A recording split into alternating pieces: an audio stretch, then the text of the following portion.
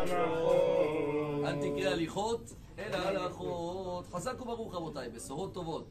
On est aujourd'hui le 4 Iyar, Yom HaZikaron, Chalalei Ma'arachot Israël ou Perulot Ha'eva. Ce qu'on dit en hébreu, en français, c'est la journée aujourd'hui où chacun de nous, ce sera avec les Kaddish, les études.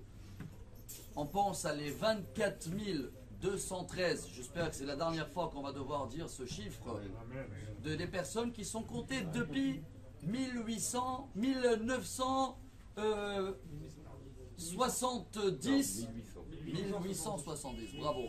Ça veut dire 140 ans, le premier soldat qu'il était à Jérusalem et qu'il a été assassiné. Et ce chiffre, on est en plein dedans. Ce chiffre de 24 000 est noté dans la Torah, est cité dans la Kabbalah, est cité dans le Talmud. Une fois, c'est avec les 24 000 élèves de Rabbi Akiva, qu'on est en plein période du Homer. Une fois, dans la Torah, avec les 24 000 qui sont morts dans la guerre de Midian, avant la rentrée d'Israël. Et une fois dans la Kabbalah, c'est noté au nom du grand-père de Frida, Rabbi Avraham Azoulay. Il a écrit Chesed Avraham, qui dit que même les 24 000 personnes qui sont décédées quand Shimon et Lévi ils ont tué toute la ville de Shrem, avec l'histoire de Shrem et Hamor, avec leur sœur Dina, ils étaient 24 000 personnes.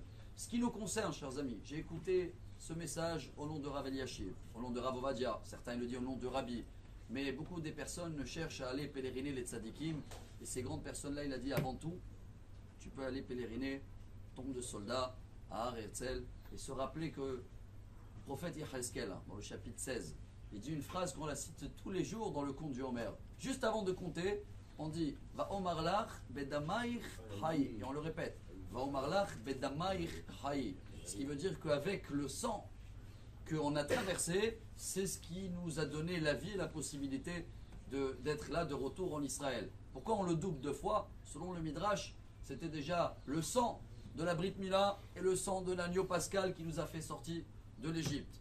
Ce qui veut dire aujourd'hui, et ça c'est le prophète Jérémie, chapitre 18, il dit le prophète Jérémie, il va arriver un jour où tellement les miracles de le retour d'Israël sont forts qu'on va plus citer ça que la sortie d'Égypte.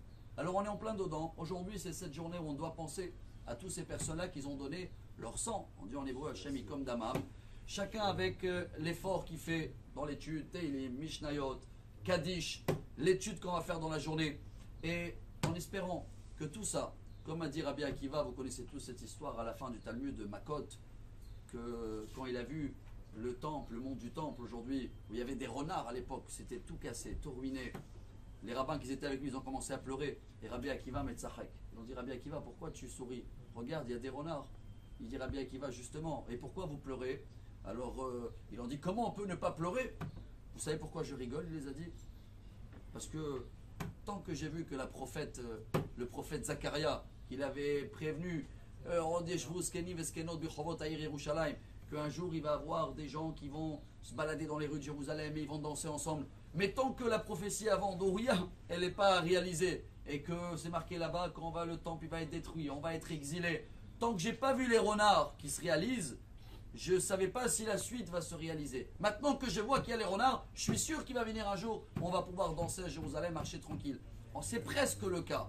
Alors il faut voir le positif, ne pas oublier cette grande journée. Et comme ça, Bezrat Hashem, à partir de ce soir, la joie de la retour d'Israël va être plus grand que la sortie d'Égypte.